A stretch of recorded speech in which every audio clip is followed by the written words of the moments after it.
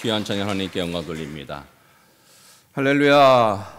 우리 함께 인사하시겠습니다. 주님의 이름으로 환영하고 축복합니다. 네, 오늘은 특별히 어버이날입니다. 이 땅의 모든 어버이들 수고 많으셨습니다. 혹시 옆에 어버이가 계시거들랑 한번 격려해 주시죠. 수고 많으셨습니다. 앞으로도 수고해 주십시오. 오늘은요 좀 특별하게 우리 아이들이 우리 어른들과 함께 예배에 참석하게 되었는데요. 왜냐면 오늘 말씀의 제목이 뭘까요? 그렇죠. 자녀들을 하나님의 명령이니까 자녀들이 들어야 돼요. 저기 다 자녀들 많이 계시지만은 특별히 어린 자녀들이 오늘 꼭 들어야 될 말씀이어서 우리 어린이들도 함께 예배에 참석했는데 의젓하게 잘 들을 수 있죠? 워낙 훈련이 잘 돼갖고 잘 앉을 수 있을 거예요. 여러분 어버이 주일 때마다 우리는 참 어버이의 은혜를 돌이켜보죠. 그러니까 오늘 찬송을 불렀지만은 우리가 갚는다 해도 다 못 갚고 안다 해도 모르는 게 어버이 은혜 아니겠습니까? 특별히 우리 기독교에 있어서 부모에 대한 이런 공경은 그냥 세상의 효도와는 전혀 다른 차원이에요. 세상의 효도는 부모니까, 육신에 나를 낳아주신 분이니까 어떤 의무적으로 그런 어떤 윤리나 도덕 차원에서 부모에게 공경하고 효도하라고 한다면 기독교는 그런 차원이 아니에요. 기독교에 있어서 부모는 누구냐면 전능하신 하나님, 그리고 우리를 사랑하시는 하나님, 그리고 우리를 돌보시고 우리를 위해서 희생하신 그 하나님의 대리자로서의 부모님이에요. 우리가 어떻게 부모님이 아니고선 하나님의 은혜와 사랑을 조금이나마 느낄 수 있겠어요? 그러니까 우리 부모님이 돈이 많아서도 아니고 인격적으로 훌륭해서도 아니고 부모님은 하나님이 나에게 선물해 주신 하나님의 대리자임을 믿으시기를 축원합니다. 그래서 공경해야 되는 거예요. 우리 부모님들 세대에 어떻게 우리 부모님들이 우리를 길렀습니까? 그리고 저보다 더 연로하신 분들, 여러분 시대의 어머님들, 아버님들 어떻게 여러분 길렀습니까? 그야말로 희생으로 기르신 거예요. 근데 그 희생은 바로 하나님이 우리를 향하신 사랑을 표현해주는 상징적인 분들이 바로 우리 부모님이라는 것이죠. 그런 의미에서 우리 자녀들은 그 부모님을 향하여 어떠한 태도를 가져야 되는가? 오늘 그것을 잠언 1장 8절과 9절을 통해서 배우려고 합니다. 이 자녀들에게 하나님이 명령하신 게 있어요. 자녀들아, 너희는 부모에게 마땅히 이렇게 해야 된다 라는 것이죠. 근데 잠언은 특별히 이 히브리적 사고로 이해를 해야 돼요. 우리가 그저 여기 나오는 단어들을 우리 사고로, 우리의 생각으로 이해하면 깊이 묵상이 안 됩니다. 그러니까 유대인의 사고, 유대인적인 그런 어떤 이 패러다임 속에서 하나님이 잠언을 우리에게 말씀하셨는데요. 이 기독교가 우리는 보편화되지 않죠. 어떤 집안은 예수 믿는 사람도 있고 안 믿는 사람도 있고 섞여 있고, 여러분 중에서는 여러분만 예수 믿는 그런 집안이 있을 수 있어요. 저희 가정 같은 경우는 대부분이 다 예수 믿습니다. 그러니까 오늘 이 잠언의 상황은 이런 것입니다. 부모님도 하나님을 경외하고 자녀들도 그 하나님을 믿는 자녀들의 어떤 상황 속에서 말씀하는 거니까요. 우리의 상황과 좀 다를 수 있지만 우리도 부모가 예수를 믿든 안 믿든 우리에게 영의 아버지 하나님은 우리에게 주시는 이 말씀이라고 생각합니다. 첫 번째로 자녀들이 순종해야 될 첫 번째 명령. 여기 있는 모든 자녀들, 어린아이서부터 또 어른에 이르기까지 우리도 다 자녀이고 특별히 하나님의 자녀로서 무엇을 순종해야 할까요? 잠언 1장 8절 다시 한번 보도록 하겠습니다. 함께 읽겠습니다. 시작. 내 아들아, 내 아비의 훈계를 들으며 내 어미의 법을 떠나지 말라. 아멘. 자, 자녀로서 해야 될 첫 번째 의미와 또 첫 번째 순종해야 될 명령은 아버지의 훈계를 들으라 라는 것입니다. 따라하시겠습니다. 내 아비의 훈계를 들으라. 여기서 훈계라는 것은 한국적으로 이해하면 잘 이해가 안 돼요. 우리나라는 훈계하면 좀 이렇게 혼내고 이럴 때 쓰는 말이 훈계죠. 근데 유대인들에게 있어서 훈계라는 말은 훈련을 말합니다. 훈련. 우리나라 아버지들은 별로 말씀들이 많이 없으시죠. 뭐 학교 잘 갔다 왔느냐, 뭐 이 정도죠. 밥 먹었느냐, 뭐 이 정도예요. 별로 말씀들이 없는데 유대인들의 아버지는 그렇지 않아요. 유대인의 아버지 세 가지 훈련을 시킵니다. 첫 번째 훈련은 신앙 훈련, 두 번째는 민족 정신 훈련, 세 번째는 경제력 훈련을 시킵니다. 왜 이런 훈련을 시킬까요? 그 이유는 이스라엘은 역사상 자기 나라를 갖고 민족을 유지한 것이 그렇게 역사가 길지 않아요. 2500년 동안 나라가 없었습니다.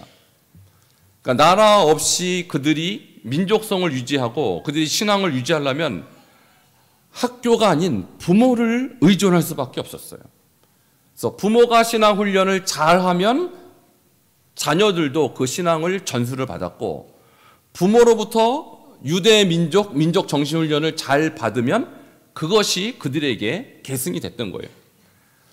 근데 만일 부모가 그것을 게을리 가르치면 자녀들에게는 언어도 없고 신앙도 없고 민족 정신도 사라지고 말았다는 것이죠. 그래서 유대인들은 어디를 가나 나라가 없을지언정 언어와 신앙과 민족 정신은 강력하게 교훈을 시켰다는 것입니다. 뿐만 아니라 그들은 자녀들에게 경제력 훈련을 시켰어요. 왜냐하면 나라가 없잖아요. 그러니까 그들의 생존을 위해서는 뭔가 기술이 필요했던 거예요. 그래서 아버지들은 자녀들에게 직업 교육을 집에서 시켰습니다. 그러니까 우리 예수님도 직업이 있으셨죠. 바로 목수였습니다. 그 아버지 요셉으로부터 직업 훈련을 예수님도 받으셨다는 것이죠.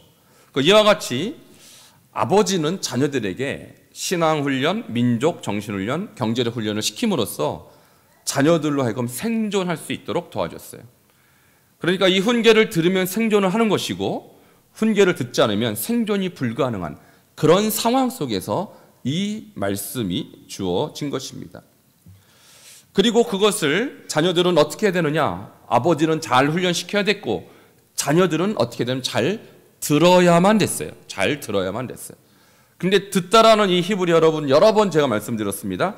샤마라고 하는데요. 이 샤마는 귀로만 듣는 것이 아니라 귀로 듣고 순종하는 것까지 바로 샤마라고 합니다.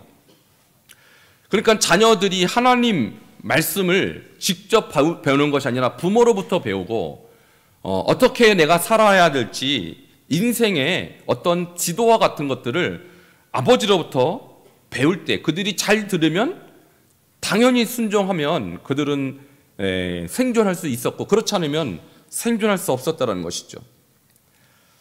여러분 제가 순종을 대표로 하는 이 동물을 소개하겠습니다. 오늘 특별히 어린이들이 왔으니까 어린이들이 좋아할 만한 동물을 하나 소개하겠습니다. 자, 저게 무슨 동물이죠? 사슴이에요. 자, 사슴이 지금 뭐가 쫑긋해요? 귀가. 여러분 놀랍게도 사슴의 귀는요 이렇게 쫑긋한데 이게 360도 돌아가요. 요렇게. 여러분 한번 귀가 돌아가는지 안 되는지 한번 해보세요. 우리는 안 돌아가요. 우리는 딱 고정돼 있어요. 이렇게. 근데 사슴은 희한하게 귀가 360도 뱅글뱅글 돌아갑니다. 왜 하나님이 사슴에게 그런 엄청난 능력을 줬을까요? 뭐 하라고? 잘 들으라고. 왜냐하면 사슴에게는 무기가 없죠. 날카로운 발톱도 이빨도 없어요. 사슴이 생존할 수 있는 길은 딱 한 가지밖에 없어요. 뭐예요? 잘 들어야 돼요. 뭘 듣냐면 엄마 사슴이 얘야 도망가! 그러면 뒤도 돌아봐야 되고 도망가야 되는데 만일 귀를 쫑긋 안 하고 딱 수그리고 듣지 않으면 어떻게 될까요? 잡혀먹어요. 맹수에게. 그러니까 사슴의 생존 비결은 뭘까요? 듣는 거예요. 듣고 순종하는 거. 이게 순종의 짐승. 그래서 사슴은 우리에게 교훈을 많이 주는 아주 고마운 동물이에요. 우리가 동물원 갈 때 사슴 보면 아, 순종 잘하는 동물, 이렇게 이해하시면 될 거예요. 우리 어린아이들이 사슴과 같이 되기를 바랍니다. 그래서 늘 귀를 쫑긋해야 돼요. 교회 오면 목사님 말씀에, 전도사님 말씀에 귀를 쫑긋. 집에 가면 누구의 말씀에 귀를 쫑긋? 그렇죠. 엄마 아빠의 말씀에 귀를 쫑긋. 듣기만 하면 안 돼요. 어떻게 해야 돼요? 듣고 순종하는 것. 그것이 샤마입니다. 그래서 세상에서 가장 샤마를 잘하는 동물은 사슴이에요. 그래서 사슴은 다른 무기가 없어도 생존할 수 있게 되는 것이죠. 우리 자녀들도, 그리고 이 자리에 앉아있는 우리 어른들도, 우리 다 자녀들입니다. 하나님의 자녀입니다. 하나님 말씀을 잘 듣고 순종하시기를 축원합니다. 이것이 자녀들을 향한 첫 번째 명령입니다. 두 번째 명령은요, 1장 8절의 후반절에 나와 있습니다. 다시 8절로 넘어가겠습니다. 8절 다시 한번 읽겠습니다. 시작. 내 아들아, 내 아비의 훈계를 들으며 내 어미의 법을 떠나지 말라. 첫 번째는 아버지의 훈계를 들으라. 두 번째는 어머니의 법을 떠나지 말라. 이것이 두 번째 훈계입니다. 여기서 법이란, 우리는 법 그러면 헌법, 무슨 이 형법, 이런 것이 생각나죠. 그러니까 우리가 히브리적으로 사고하지 않으면 성경을 이해할 수가 없어요. 여기서 법 그러면 성경은 율법, 토라를 말하는 것입니다. 그래서 성경은 모세 오경이 있고요, 또 역사서가 있고 시가서가 있죠. 특별히 모세 오경, 이 토라를 법이라고 오늘 한 것입니다. 그러니까 어머니들이 자녀들에게 율법을 가르쳤어요. 하나님 말씀을 가르쳤는데 어떻게 가르쳤을까요? 우리는 교회에 와야 성경을 배우지만 유대인 어린아이들은 어릴 때부터 엄마로부터 말씀을 배웁니다. 자, 첫 번째 교육 방법이 강보 교육이에요. 따라하시겠습니다. 강보 교육. 그림을 하나 보여드릴게요. 여러분, 강보라는 게 뭐냐면 예수님이 어릴 때 강보에 둘러싸여서 마구간에 누워 있었어요. 그러니까 우리 말로 하면 어린아이를 감싸는 싸개 정도로 될 것입니다. 자, 누가복음 2장 12절에 너희가 강보에 쌓여 구유에 누워있는 아기를 보리니 이것이 너에게 표적이 되리라 하고 천사가 양치는 목자들에게 그렇게 얘기한 것이거든요. 정말 가보니까 예수님이 강보에 쌓여 있었어요. 이제 강보에는 무엇이 써 있냐면 이 어머니들이 자기가 아기를 잉태한 줄을 깨닫게 되면 그 강보라는 걸, 아기를 쌓는 그 천을 갖다가 한 땀 한 땀 술을 놓습니다. 근데 무슨 술을 놓냐면 말씀의 술을 놓는 거예요. 그래서 10개월 동안 저 글씨를 다 새겨 넣는 거예요. 근데 저 글씨 안에는 뭐가 들어있냐면 여호와 하나님을 사랑하라, 여호와의 말씀을 순종하라, 이런 글씨를, 성경 말씀을 새겨 넣는 것입니다. 그리고 아이가 태어나면 어떻게 하냐면 그 강보로 아이를 쌓는 거예요. 그 아이는 자기도 모르게 태어나면서부터 말씀 싸개로 자기를 보호하는 것을 아기 때부터 체험하는 것입니다. 아마 우리 예수님도 마리아가 그 10개월 동안 강보를 준비했을 것입니다. 말씀을 한 땀 한 땀 저렇게 술을 놓고 예수님을 쌌을 것입니다. 저것이 바로 이 유대인이 지금도 사용하고 있는 강보라는 거예요. 이와 같이 유대인 어머니들은 어떻게 하든지 아이들에게 하나님의 말씀을 가르치기 위해서 아예 태어날 때부터 말씀으로 둘둘 말아서 이 아이가 말씀 안에 있게 하는 것입니다. 두 번째 교육 방법을 말씀드립니다. 테필린 교육입니다. 따라하시겠습니다. 테필린 교육. 테필린이란 신명기 6장 8절에 보면 내 손목에 매어 기호를 삼으며 내 미간에 붙여 표로 삼고 할 때 그 표로 삼는 그 물건을 테필린이라고 합니다. 이 물건이 지금 머리에 있고 저 손에 묶여 있는 저 아이가 지금 뭔가를 감았죠. 저게 기부스한 게 아니라 바로 테필린을 감은 거예요. 손에다가. 저 안에는 하나님의 말씀이 들어있습니다. 신명기 6장에서 4절에서 9절 등등 네 말씀이 들어있는데 유대인 어린아이들은 저 테필린을 이마에 메고 손목에 맵니다. 무슨 의미일까요? 여러분, 이마는 뭐 하는 곳이냐면 생각하는 곳이에요. 그래서 아이에게 저 테필린을 이마에 매게 하는 것은 생각할 때마다 하나님의 말씀을 중심으로 생각하라는 뜻입니다. 여러분, 우리 자녀들이 말씀을 중심으로 생각하기를 축원합니다. 그리고 손목은 행동의 시작이에요. 우리가 어떤 행동을 하든 먼저 손부터 나가는 것이죠. 그래서 우리의 행동의 중심에 하나님의 말씀을 두라라는 것이 바로 테필린 교육입니다. 그래서 자녀들에게 생각할 때마다 먼저 하나님 말씀을 중심으로, 세상이나 친구들이나 세상 문화를 통해서 습득한 생각을 거부하고 하나님 생각을 그 아이의 생각의 중심으로 넣으라는 것입니다. 자, 이렇게 자녀들에게 열심히 토라 교육을 시키고 있는 것입니다. 자, 세 번째는 매주자 교육입니다. 따라 하시겠습니다. 매주자. 매주자라는 것은요, 신명기 6장 8절에 또 내 집 문설주와 바깥문에 기록할지니라 할 때 문설주를 히브리어로 매주자라고 해요. 여러분, 유대인들이 출애굽할 때 문설주에 무엇을 발랐습니까? 어린 양의 피를 발랐죠. 그것을 상징하는 거예요. 어린 양의 피를 계속 바를 수 없으니까 무엇을 붙여놓느냐면 하나님의 말씀을 붙여놓는 거예요. 저 매주자 안에는 하나님의 말씀, 신명기 6장 4절에서 9절이 들어있습니다. 그래서 유대인들 어린아이들은 밖에 나갈 때 이 매주자의 손키스를 하고 하나님, 오늘 제가 밖으로 나갑니다. 저의 바깥 생활 동안 동행해 주십시오 라고 기도하고 나가고요. 들어올 때 매주자의 손키스를 하고 주님, 내가 집으로 들어옵니다. 나의 가정생활의 인도자가 되어주세요 라고 기도하는 것입니다. 이와 같이 유대인 부모님들은 자녀들에게 어떻게 하든지 하나님의 말씀이 그들의 생각이 되게 하고 그들의 행동이 되게 하고 또 그들의 사회생활과 가정생활의 중심이 되도록 철저하게 교육을 시키는 것입니다. 이런 교육을 시킬 때 비로소 자녀들이 그 말씀을 받아들여서 하나님의 백성이 된다라고 그들은 믿고 있었던 것이죠. 여러분, 그런데 자녀들이 이것을 받으면 축복이 되지만 아무리 부모가 이렇게 가르쳐도 자녀들이 거부하면 어떻게 될까요? 그런 말 안 듣는 자녀들도 있겠죠. 신명기 27장 16절은 그렇게 불순종하는 자녀들의 결과에 대해서 무섭게 경고하고 있습니다. 같이 읽겠습니다. 시작. 그의 부모를 경홀히 여기는 자는 저주를 받을 것이라 할 것이요 모든 백성은 아멘 할지니라. 아멘. 자, 신명기 말씀 속에서 부모를 경홀히 여기는 문제에 대해서 말합니다. 여기서 경홀히 여긴다는 것은 무시하다, 멸시하다, 우습게 여기다, 그런 뜻이에요.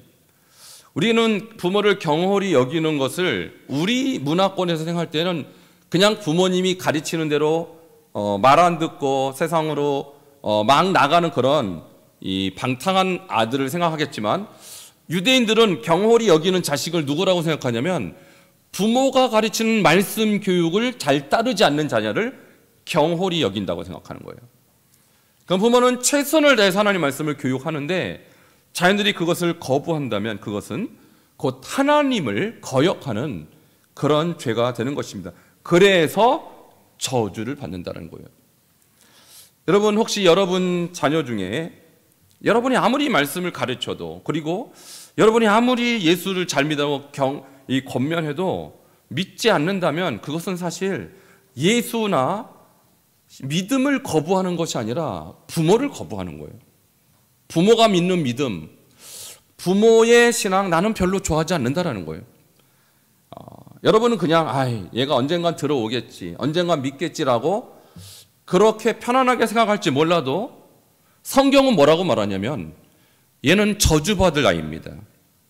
언젠가 여러분의 말씀이, 여러분의 교육이 자녀들에게 전달되지 않는다면 얘는 하나님이 손댈 아이라는 거예요. 무서운 것이죠. 그러므로 여러분이 오늘 이 말씀을 듣고 내 자녀가 앞으로 저주를 받을지 축복을 받을지 한번 상상을 해보세요. 그리고 오늘 이 말씀을 듣는 자녀들은 내가 하나님께 저주받을 자녀인지 축복받을 자녀인지 말씀을 듣고 생각을 해야 돼요. 저는요, 우리 교회 자녀들 중에 단 한 명도 저주받는 자가 없기를 축원합니다. 많은 분들이 이렇게 생각해요. 우리 아이 서울대 갔어요. 우리 아이 미국 유학 갔어요. 그러면 성공한 줄 알아요. 천만의 말씀입니다. 자녀를 좋은 대학 보냈다고 성공입니까? 아닙니다. 성경적으로 보면 부모의 말씀을 따르는 자녀를 둔 자가 성공한 것입니다.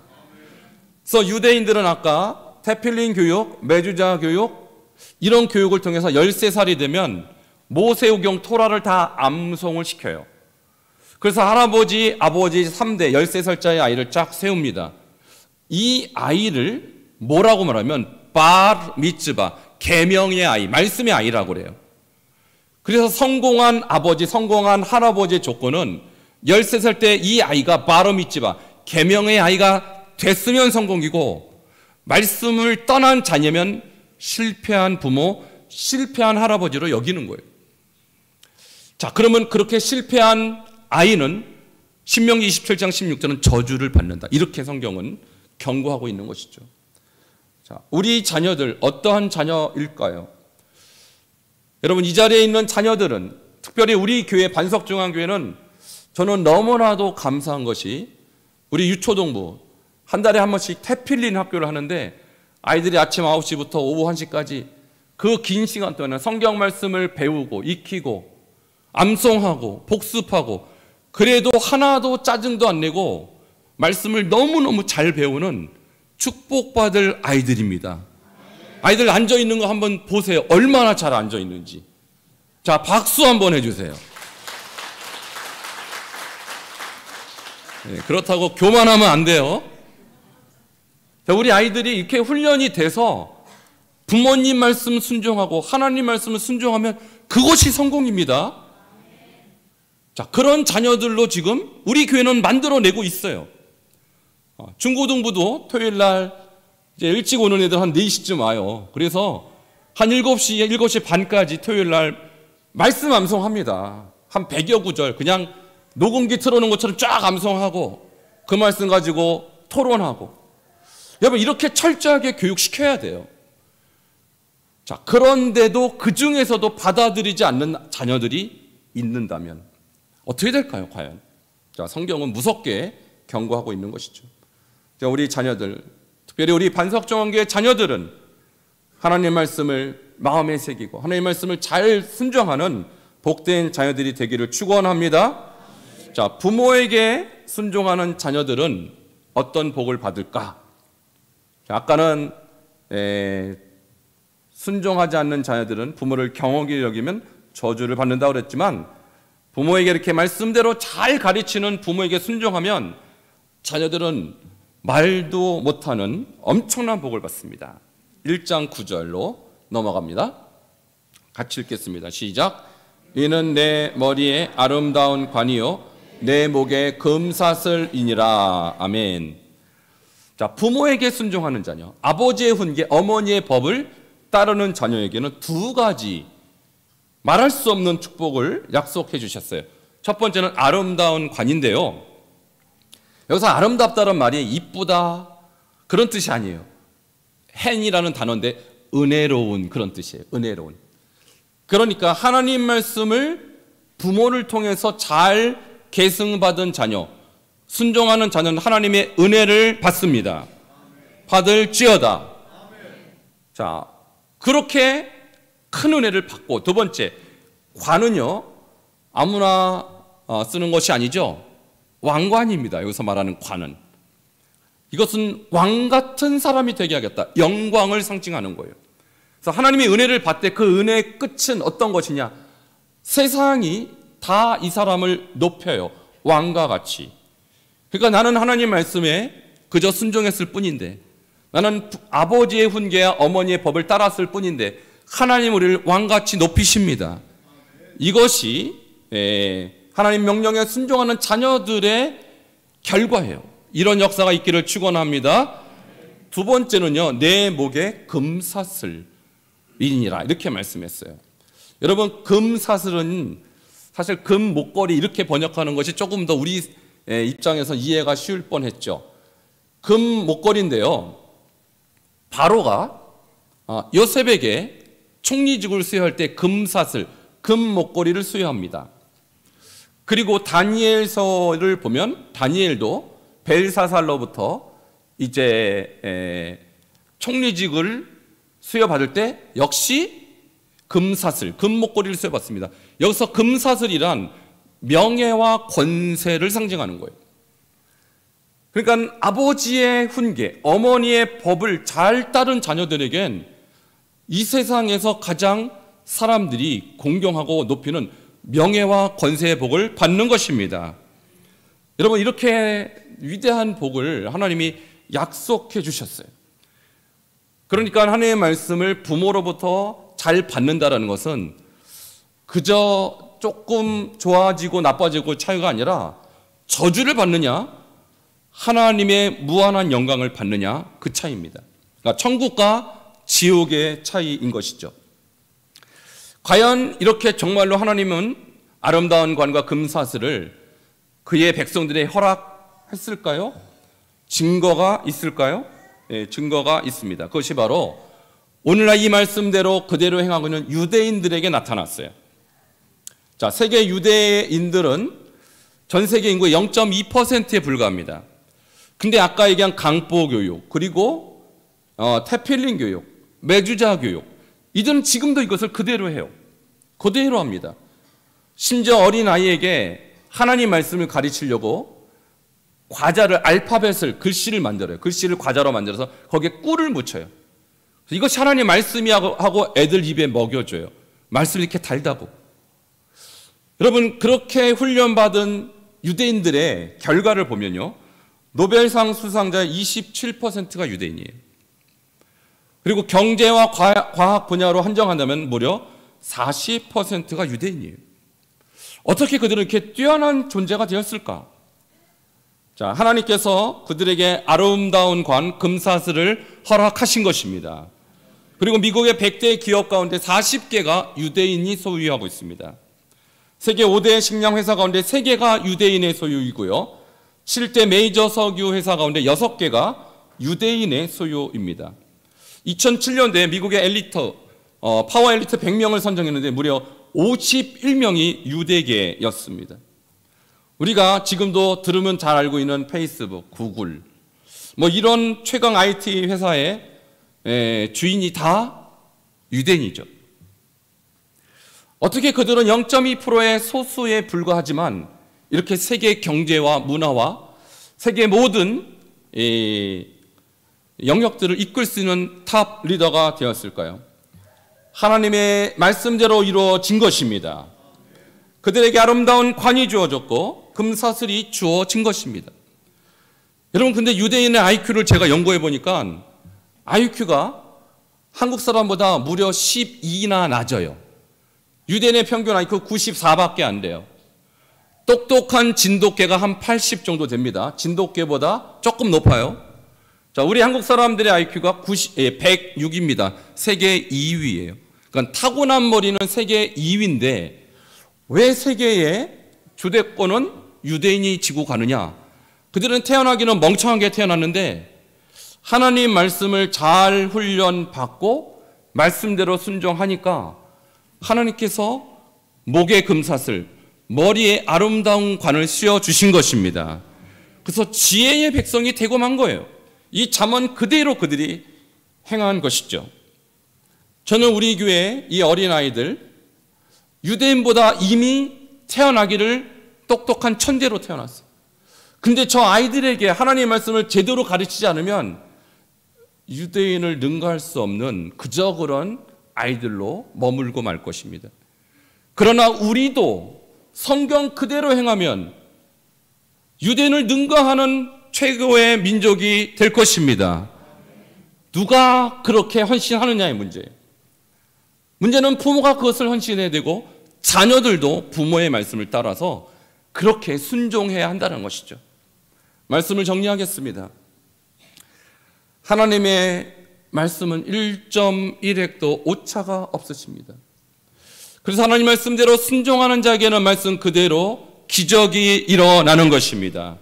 오늘 자녀들을 향한 하나님의 명령, 아비의 훈계를 잘 듣고 어미의 법을 따르면 하나님께서 약속하신 위대한 축복이 여러분의 자녀들과 또 이 자리에 나와 있는 우리 어린 자녀들에게 그대로 임할 줄 주의 이름으로 축원합니다. 함께 기도하시겠습니다. 오늘 들은 말씀 주님의 음성으로 받으시기를 바랍니다. 하나님을 경외하는 자들에게 하나님은 이와 같이 위대한 것을 약속하셨습니다. 자녀들을 향한 하나님의 명령, 여기 있는 모든 분들이 하나님의 자녀입니다. 어린아이서부터 노년에 이르기까지 우리가 자녀로서 하나님의 말씀, 아비의 훈계를 잘 지키며 어머니의 법을 떠나지 않는 백성 되어서 약속하신 축복을 누리는 복된 가정들, 복된 교회, 복된 민족 될 수 있도록 함께 기도하시겠습니다. 하나님